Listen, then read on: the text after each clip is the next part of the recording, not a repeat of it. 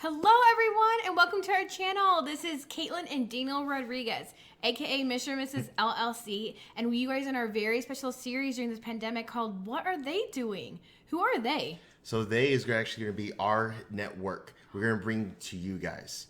These individuals are in various stages of being successful because a lot of times when you're trying to take that first step, that first leap in entrepreneurship or just whatever venture you're looking to do, you're in the first beginning stages. Right. And you're looking at someone who's far out there, all the way out there, like a late Kobe Bryant or a Michael Jordan or like a Bill Gates. And they just seem so far fetched out there. But we forget about the middle stages, the people that are in the middle that are still learning and you can learn from as well.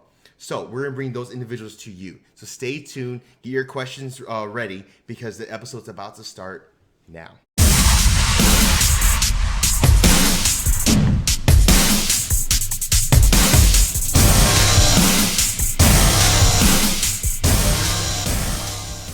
I want people to stay away. We got some GQ in the house, but happily married man, met his wife, a lovely lady. And really, let's just dive in. And I'll love Gary for you to kind of introduce yourself as much as you can. You feel comfortable, and just tell us, where did this discipline and this passion to be successful come from? Hey man, thank you for that lovely introduction, man. But like you said, I'm Gary Dashings. I grew up in Georgia, born in Georgia, basically lived my whole life in Georgia. And after high school, I just joined. I wanted to do something with my life. I wanted to make a change. I wanted to have a challenge, which that brought me over to joining the military. And throughout that process, me and my buddy, we decided that we're gonna do the hardest branch, which was the Marine Corps. And I'll talk a little bit about that later. I know Daniel, you got some questions for me on that, so we're gonna save that for later. But after Marine Corps, that's where I got a little bit of my financial background, and from there, I'm here where I am now.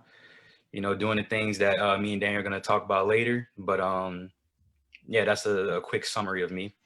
Okay, so I'm sharing my screen right now and showing us a couple pictures of you, and I like to choose the best pictures and just kind of break it down and talk about it a little bit. And I see, a lot of your pictures from you in the Marines. Now, would you say, you said you wanted to choose? I love how you said me and my buddy said, let's just choose the hardest branch to be a part of. Like you were searching for a challenge. It wasn't just, hey, I want to get in the Marines. I just wanted to choose the hardest. So I got two questions in that part. Do you come from a military family? And then two, the other question is, why did you choose, say, hey, I want the hardest? So yeah, my whole family's military oriented. My mom was in the military. I got a few uncles that were in the military. I got a few aunties that was in the military, so on and so forth. My cousin was a Marine. I got another cousin that's a Marine, and I was a Marine. I'm the middle Marine. So and, you're kind of bullied into it, right? You're like, I got to show up. Oh, I wasn't really bullied into it. I'm more of a nonchalant type of person, so I didn't really care what anybody really thought about what I was gonna do. But this was something I just wanted to try out because after high school, I didn't necessarily know what I wanted to major in college. Okay. And I already didn't like school, and I didn't like the processes that we were going through. So the military it sparked the nerve in my head, Right. So why the hardest branch being as a Marine? So I did ROTC in high school as well, and ROTC was already easy as it was. We were in PE, always doing the things everybody else was doing, and it came easy to us. And we said, if we're gonna do something as soon as we get out of high school, let's go ahead and start it off the right way. Let's do the hardest, because once I became a Marine and I put on that uniform, everybody was looking. It's like, he's a Marine, and Right. the glorification is just you gotta love it, man. Okay. So tell me, what were some of the skills or the mindset? Because you said, hey, you must have already had, you had your family. You said that, hey, I have to be in some type of branch anyway, so let's choose the hardest. And it seemed like you're also a competitor. You want to be able to, if you're going to put the uniform on, you want to have some status to it as well. So what were some skills or some things you picked up along the way while you were in the Marines that kind of added to, hey, you know what, I want to go into entrepreneurship. I want to be a business owner. Okay, that's a good question. So starting off with the Marines, we went to boot camp, and boot camp was 3 months. Believe it or not, the military is building you up to be an entrepreneur. So it's crazy. Really? Okay. So Okay. within those 3 months of being in boot camp in the Marine Corps, we were working towards one goal. That one goal was to become a Marine. So just imagine being, doing the social distancing, but doing it the right way. There's no TV, no phones, no video games. You can't eat dessert. Whenever we ate breakfast, lunch, and dinner, it's like 5 minutes. So you were training and you were studying, and your one goal was to be a Marine. You pretty much do the same thing with your business. If you isolate yourself for 3 months and everything you do is going towards your business is going to be successful. Right. So you had some hardcore training in the Marines. Hey, pretty much taught you some, I might keep on saying this word, but discipline, taught you how to, focus your efforts, because I would say now that you're stateside, how long have you been stateside now? I've been stateside since October of last year. Okay. So I want to put some perspective out there for some individuals, because, you just recently been released, or I don't want to say released, but you're stateside, right? Since October of last year. You already own your own tax business that you're working on, your own insurance brokerage that you're working on, but those aren't the only two things you're doing, on the business side. You are also a full-time employee working you're a calibration engineer. So it's probably some skills. So you're doing multiple things. You're doing a lot of things, but yet you're successful in every aspect of it. So tell me a little bit about that. What's your drive? Why are you so pushed to, get into these different areas, and why did you choose the areas that you are involved in? Okay, got you. When I was in the Marine Corps, that's where I picked up the job that I have now as an employee as calibration technician. And usually you would have to pay for the certification to do that, but since I was in the military, that was paid for me. I had already trained for 4 to 5 years on how to do that job, so it was easy for me to transition over to do that. And with being in the Marine Corps for so long, I got used to the pay. You get paid on the 1st and the 15th. Well, I didn't necessarily enjoy what I did as in a job when I was in the Marine Corps, but I did enjoy the competitiveness and the way they trained us, because they trained us on mind, body, and spirit. Right. And while I was in there, that's where I picked up financial planning, and I started helping Marines with financial planning. And through that, I actually found myself enjoying what I did, looking more into studying books and things of that nature. And that's where I picked up my financial habits from. And from learning, because like I said earlier, my initial reason for joining the military is because I didn't want to go to college. I didn't know what I wanted to do. Well, after joining the Marine Corps, I figured out that I wanted to do something in the financial field. And through my studies, they say the best way to progress in your life with finances is to build your own business. Okay.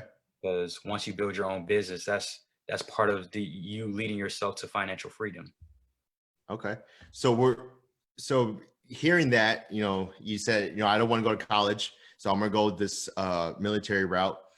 And now you're in here and you're learning some things. And you said, okay, I learned this discipline. I learned, and they're telling you now you have to build your own business. It's gonna be the best way to be financially free, learn finances.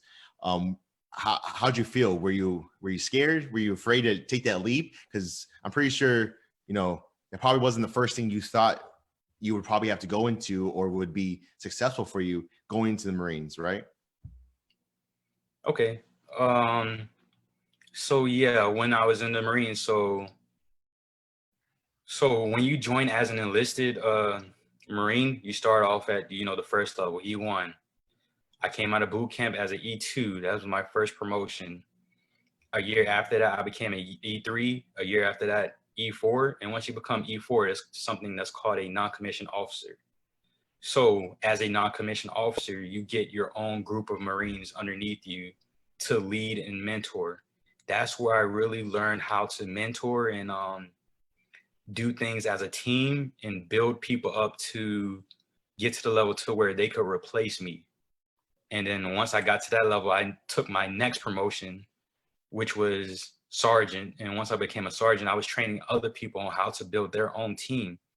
So when it came to business, getting into the business, and they tell me, you have to build your own team, you have to raise, funds or whatever, you have to learn this and that. I was already conditioned to do that because of the military. It teaches you how to be a leader and have your own squad and then duplicate yourself.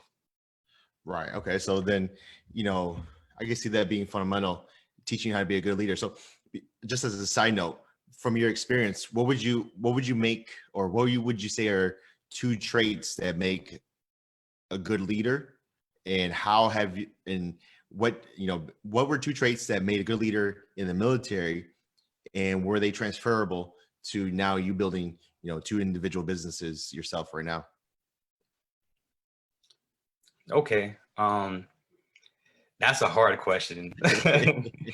But in the Marine Corps, we trained on a lot of leadership traits, but for the sake of this live video, I'm gonna pick two. So there's one where it's know yourself and seek self-improvement. Wow. So Yeah. is this more, it deals with your weaknesses and your Okay. strengths. Know what they are and then build from there. Right. Wow. That's power. So you would you say you took that to heart? Are you always self building, looking for new things, reading new things, looking for, I guess, shortcuts, nuggets, how to do things better as a leader? Yeah, so the way I look at it now is before some people would think, you're weak in this area, you're weak in that area. Well, a normal person would try to get better at those weaknesses, or some people wouldn't try to get better at all. The way I look at it is that if you have a team, make sure you have someone in your team that can cover that weakness for you. Wow. That's And powerful right there. from there, if you have all your team members, you're all covering each other's weaknesses together. You guys don't have a weakness; it's all strengths. Wow. So that makes sense. Kind of like the different platforms as to why you chose to go. Because so for those who don't know, your tax business, who are you partnered with? I'm partnered with Jumpin' Jack Tax. That's fastest growing tax business in the world. Its CEO is Prince Donnell. It's Donnell Morris. Right. Yeah. So for those who don't know, Donnell Morris and his family, very well known name when it comes to the tax and the financial industry. Look them up for sure. But that platform, they build it. They teach mentorship, building, and franchising for a tax business, which is crucial because it's talking about duplication, right? Even there, you don't need to know everything. A successful, like you said, a successful business owner should not depend on only themselves. They should know the strengths and weaknesses of their team and be able to build them. So I love it. I love that. I love that you brought that up. That's really good. I like that. Okay. So now you understand, you came in stateside in October and said you already had a plan formulating while you're in the Marines, and you just kind of sound like you hit the ground running. So you jumped start in looking for business to connect with. Why tax first? What was the first reason as you chose tax? So the first reason why I didn't necessarily choose tax. I saw an entrepreneur online, and we went by the name of Prince Donnell. And when I saw him, I saw the way he spoke. I saw his age group. I saw the practicality in what he was doing. and I saw myself in him, and through that, he introduced to me the tax industry, which from if you understand the tax industry, who needs to get their taxes done? Everyone. Everyone needs to get their taxes done, Everyone, right? yeah. So they say, oh, there's one thing that's guaranteed, tax and death, right? Right. So when it came to that business, it's like, who's going to be your customer? Well, if everybody has to do taxes, any and everyone can be your customer. And the business was already tied to the financial industry, which already piqued my interest. So it was very easy when it came to that decision. Okay. So you started with taxes. How come you didn't stop there? You went on to life insurance and other financial products. Why did you decide to add that to your toolbox? So when it came to the life insurance industry, I was kind of surprised by this industry. So this was not on my path to wealth or financial freedom. Is through Jumping Jack Tax, I was invited to a meeting, and through that meeting is where I met you guys. The generational wealth builders. You guys had a presentation going, and you guys were saying a lot of stuff about finances. And when I go into a room where somebody's teaching something about finance that I don't already know, that's going to pique my interest because I'm always trying to learn new things. Okay. Through that, that's where I talked a little bit more with you guys and learned a little bit more about the business. Well, Jumping Jack Tax has their business and their system on how they mentor people. You guys have one that's very similar, but the main difference is you guys are here. You guys are closer to me. I can actually go, train with you guys. You guys are more hands-on. But the two and two, they work hand in hand with each other. So I can learn both at the same time. With the best thing for it is that the tax business, whenever I had that up and running, you would basically get someone in and you do their taxes for them, right? And then once you're done doing their taxes, you say, bye bye. Hopefully you see them next year. Right. But now that I'm in the life insurance industry, I can not only help them with the taxes, but now I can help them with their retirement goals. I can help them with their long-term care, and I can help them with debt solutions. So with those three different things in my, my bag, my arsenal, I can now turn that customer into a client because I'm going to be in their mind. So they think about their taxes. They're like, okay, I might go to him because he's somewhat good. But now that I offered another service that helped their life tremendously, now they're thinking like, yeah, he has to be my tax guy. Wow. Yeah, no, that's powerful. I love that phrase, turn a customer into a client.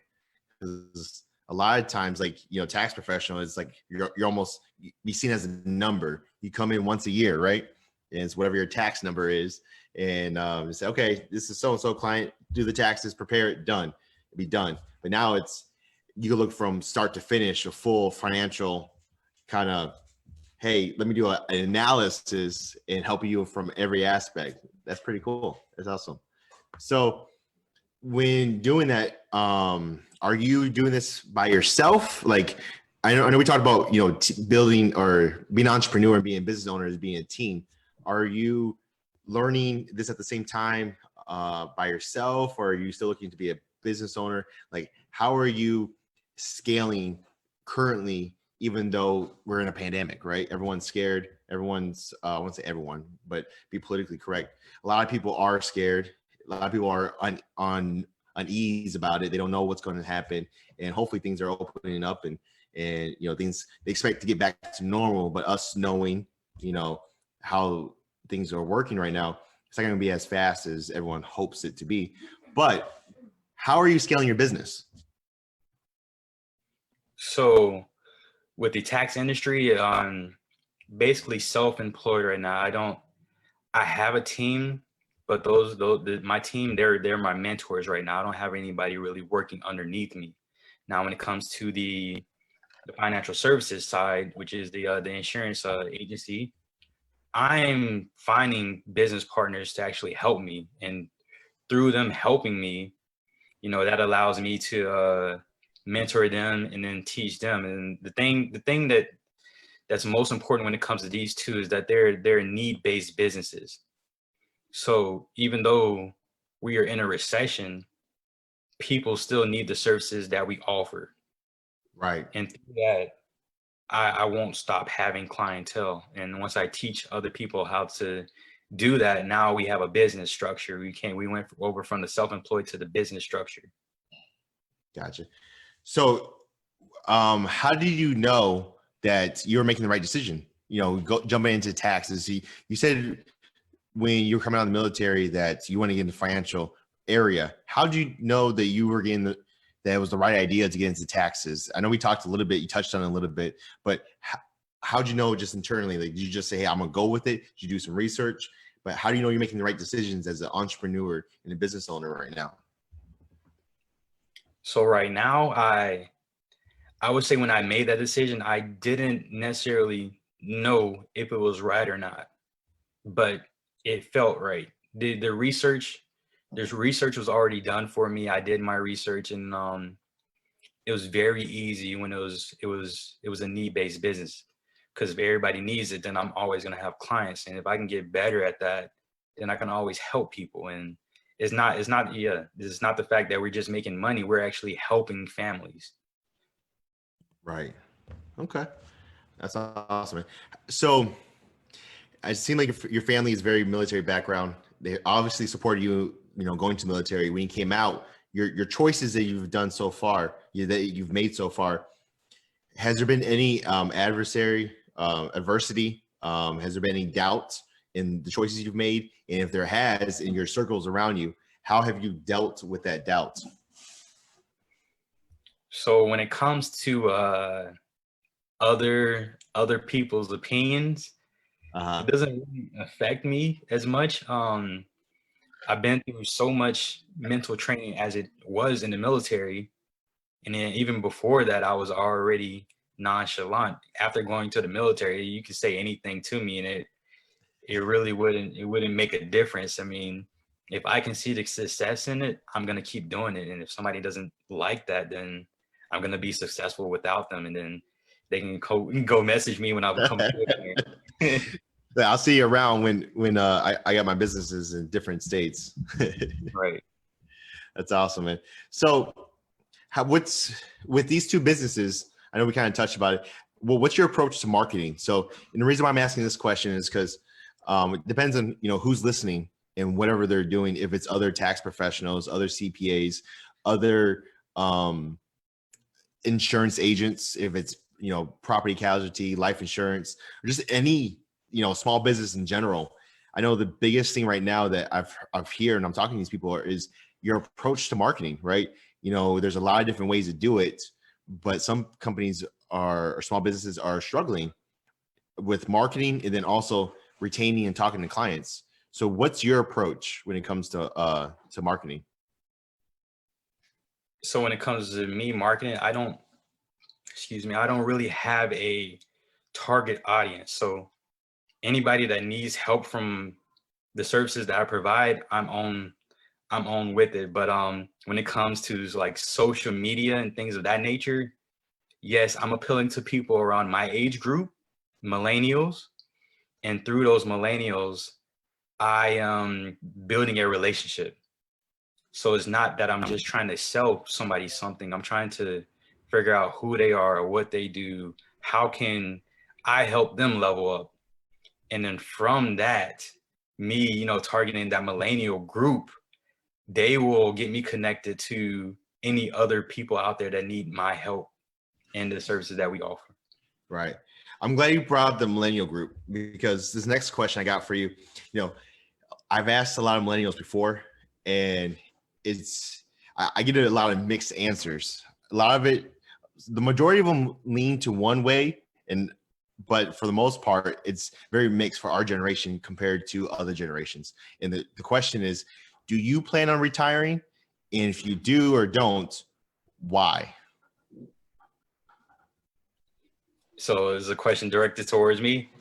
Yeah, I want to ask you because I know we're in the same age group, so that's why I want to. Okay, got you. So when it comes to retiring, I don't want to retire at 59 and a half. I want to retire before that. But when it comes to retirement, I don't necessarily have an age. So I actually, so right now with me working as an employee and then having two businesses on the side, what I want to do is I want to scale up those businesses so I can move out of that employee position and then now devote my full time to those businesses.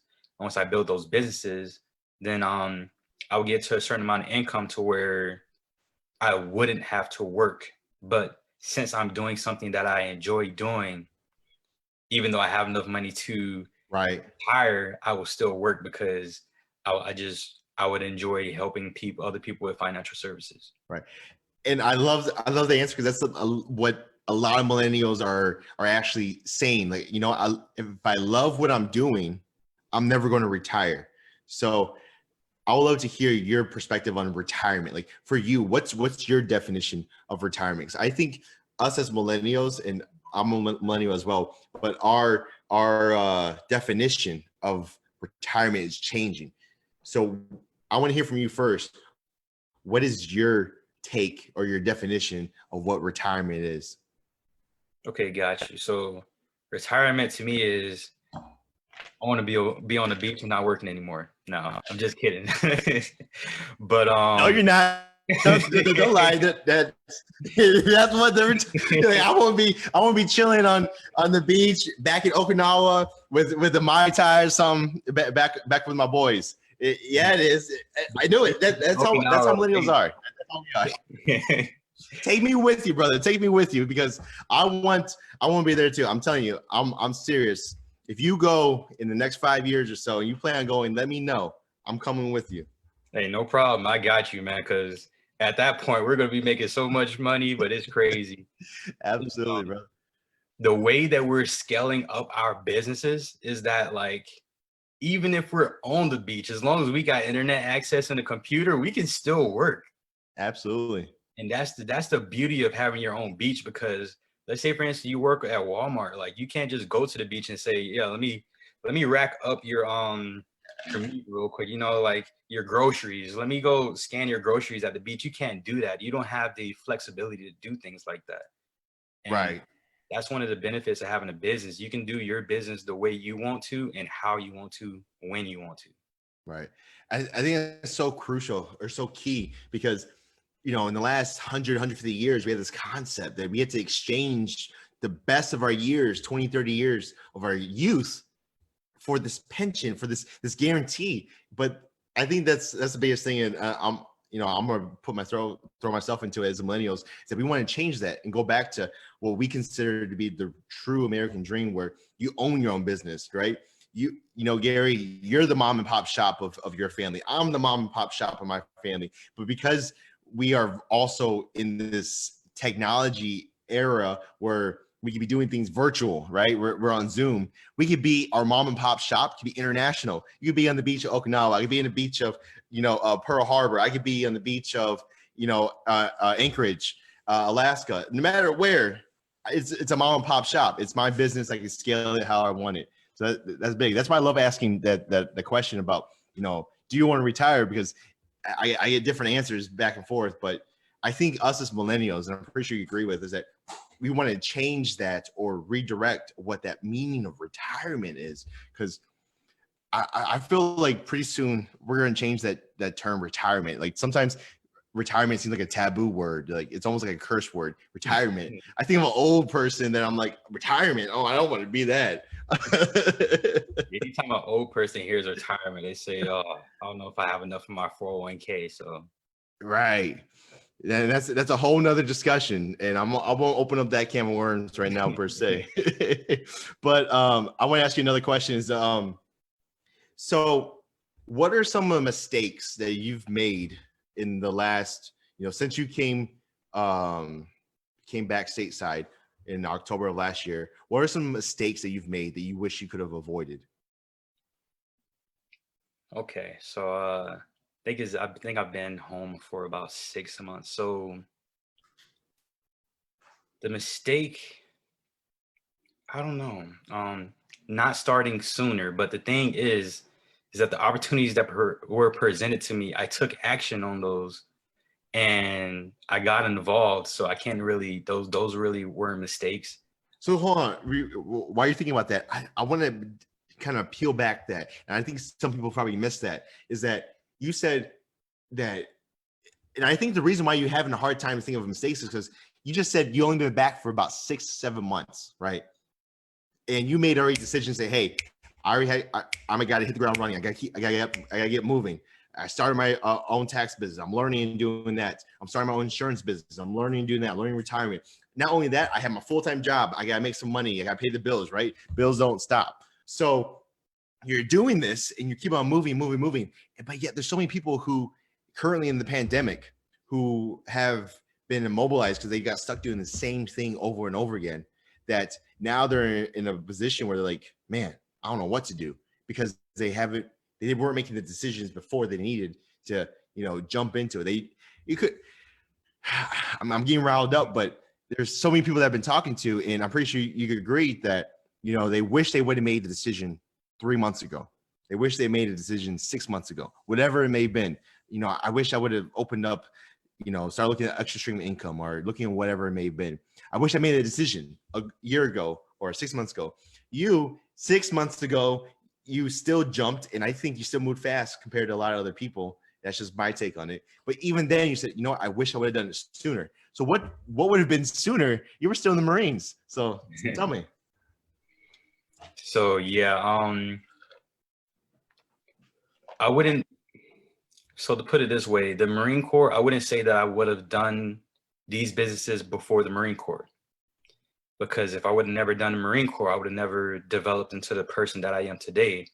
Right. With the military, really helped me with those leadership traits. It allowed me to look within myself and see those traits that I didn't like or did not like. So that's where I really got the employer-employee mindset from, is that in the military, if you're lower ranked than somebody, they are your boss. Like instant willingness and obedience to orders. If a leader, if somebody higher ranked than you tells you to do something, then you do it. Right. If they need someone to come into work on Saturday, you come into work on Saturday, you don't get a pay raise, you don't get any extra benefits, you still show up to work the next week. So I was basically at the part where I was doing overtime every day. And then twice a month, I had to come into work and work full days. And out of all these, I didn't have no say in it. Like, you just gotta do it. Just gotta do it. And you can't even quit the military. It's not an option. You go to jail, right? You go to the brig. You go to worse. It's like prison, but worse. So it's not even like you have the choice to quit. Like today, like people have it so easy outside of the military. Like if I don't want my business, I could quit it. I could quit. And we're in a quitting culture currently right now. There's a lot of people just quitting, jumping job to job. And I feel you on that part, because there's a stigma for, I guess, tag to millennials as well, because we, one, be happy, right? So nothing wrong against happiness. I just think we give up long-term commitment for short-term happiness, and so many of us jump from job to job to job. I get even stuff for myself. Like if I find something, I'm gonna do some research on it, and I'm gonna stick to it. Like if I give myself a goal or something, I'm gonna stick to it. Like even in my corporate structure, in my corporate life, I was working for a Fortune 500 company. I got hired in right out of college, and I was there for 5-6 years. I didn't move. And even though I had some troubles, I had some bosses I didn't like. And, just like you said, to me, it felt like I couldn't quit. I'm like, I'm not going to quit. I'm just going to surpass you. I'm going to leave the plant. I'm going to go somewhere else, and I'm just going to do better. So I feel like that's like very similar where you said, like, you know what? I think, did that drive you a little bit when you were like, I want to get double promoted. I want to leave this rank. I want to go to the next level. So I don't have to listen to your griping anymore. Right. So, yes. If anybody, I don't know if you know anybody that's in the military, but I made sergeant in 3 years and 1 month. So with being in the military for 3 years and 1 month, I got promoted 4 times. Wow. And what really drove me was that, yes, as a junior Marine, you're treated as a kid and you don't really have you don't have any responsibilities. Once you hit that NCO, you get those added responsibilities and they trust you a little bit more. But now that you're a sergeant, like people are looking at you like you're the person, you're the one that get things done. And at that rank, that's where I can talk to the officers or the higher ranking people as a person. Because if you're any rank below that and you try to talk to an officer or somebody that's higher ranked than you, they're not really hearing what you have to say. Right. Yeah. All right, man. Well, I appreciate so much time you've already given us so much. I want to ask one more question. It's gonna be a really good question. So I want to ask this and then I'll let you go. But for the question that I want to end it with is, what would be 3 things you would leave with someone as advice who is just getting started currently or right now in the pandemic? I feel like we're still in the middle of it, right? Things are not going to get back to normal. We're not going to feel that normal for a while. But right now, currently, what are the 3 things you would advise someone who's kind of nervous about making a step or want to get into entrepreneurship, get into business, or may just be at 9 to 5 right now and not knowing what to do? What would be three tips or advice you would give that person who's just getting started right now? All right. So three things. Okay, so the first thing I would have to say is that just take a look in the mirror. Okay. Take a look in the mirror, see who you are and what you do. Look at your schedule. What do you do in the morning? What do you do in the afternoon, evening? What are you doing to progress yourself? Are you happy where you are currently? Okay. Are you happy with your past? And if not, what are you doing to get to the future? What are you doing to get to a happier future? So I would say that would have to be the first step is know yourself and seek self-improvement. Okay. The second thing I would say is in anything that you do, don't try to do it on your own. If you're unfamiliar with something, there are mentorships out there. There are people that do this for free. We do it for free. So find a team, find a positive team, because entrepreneurs, they always say, let me show me your closest friends and I could tell you who you are. Right. Closest friends are in positions that you don't want to be in. You might want to change your friend group, Right. in order to level up. The third thing is I would just make a decision. Find something.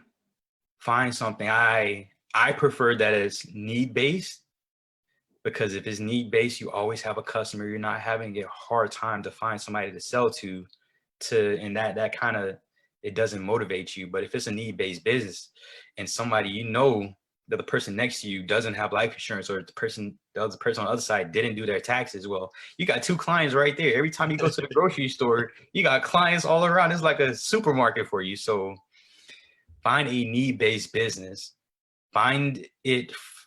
Don't go to a person that's or a company that's a higher build, like a famous company. Don't go to like people that are charging $50,000 for a mentorship. Okay. Right. There are people out here that you can find a mentorship for $199. Right. And that $199 will get you the same information, if not more. And you could take that investment and turn that into millions, and that would get you your money back. And then let me add in a fourth one. All right. Hey, I love it. Fourth one I would have to add is that if you have a job, don't quit your job. And the reason I say, I know that contradicts everything I've said this entire interview, but the reason I say that is because if you quit your job, where are you going to get money from? Right. What do you need this money for? This money is used to pay for your needs, for your necessities and your expenses. So my best advice that I can give to someone is that if you work a job, a 9 to 5, I want you to figure out how many hours you have in a day. There's 24 hours, right? Right. You don't need 8 hours to sleep, but if you are sleeping 8 hours a day, that's a third of your life going to waste. I would say I recommend anywhere between 5 to 7 hours. I like 6 hours of sleep. Okay. That will leave you with 18 hours of your day. If you Okay. work a job and that's 8 hours, then now you're left with 10 hours. What are you doing with those 10 hours in order to progress yourself to build something that makes enough income to substitute for that 9 to 5 job that you hate so much? Right. And then once you figure that out and you start making an income that substitute that, move over to full time. And once you move over to full time, you're able to devote more of your time towards that. And then now you can double that income. Now you're doing less work. You're your own boss. You're making double the income. You can scale this business up at any time. You can get employees. You have tax deductibles, and now you can do this on the beach. Back Like, in the beach. it doesn't get any better than that. That's Like, awesome. as opposed to, and now for my military friends, as opposed to getting your pension, you can build your own pension. It's called passive income. Right. That's the new pension, passive income, in the pension. So in the military, do you guys still get pensions, or are you guys just solely the TSP or the TPS? It's the TSP, the thrift savings plan. So you get the TSP and you still get a pension if you do 20 years. Every 20 years. Wow. So you got to be there for 20 years. Okay. Gotcha. Yeah. That's awesome, man. I appreciate you dropping another nugget on us. I know you're a nugget fiend. You love to, get the information, grow fast, and also give it. So I appreciate that for sure. And that last part, I'm glad you put that in, because people, when they think about it, and they get into entrepreneurship sometimes for the wrong reasons, and that's when people get in trouble, right? They start to do things out of desperation instead of inspiration. So I think that's really crucial. If you really want to have that freedom and get out of those golden handcuffs, like you said, get that 9 to 5 pays the bills, and the 5 to 9 tells the dream. So definitely, I appreciate that. Well, Gary, I'm not gonna take any more of your time. I appreciate you hopping on. It was a pleasure. I had a good time with you. Definitely, we're gonna have to catch up some more. I can't wait till this social distancing is over, so we all get back together in the office and hang out. I told I was talking to Javier the other day, and I was like, man, I appreciate you being on, and I can't wait to go out and we all get a beer and just kind of laugh this all over, because man, I'm stressing out in these close quarters here. But appreciate you hopping on, and I'm gonna let you go, man.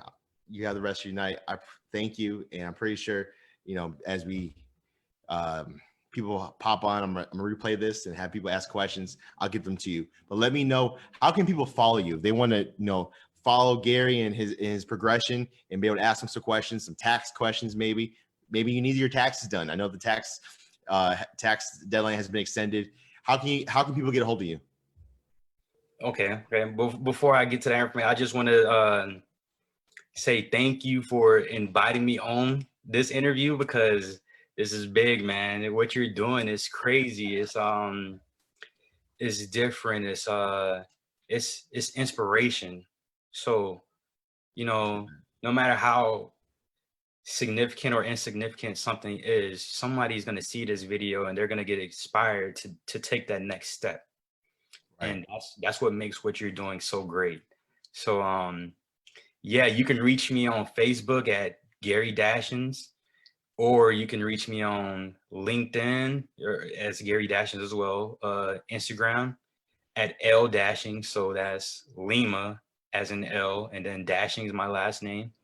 And yeah, you can pretty much find me active on all three of those social media accounts. Hey, I'm gonna ask you, because that's me. Are you on TikTok? I am on TikTok, but I have not learned how to use it yet. I know how to use it, but I haven't gone in there and touched any of that stuff yet. All right, man. Well, I appreciate you.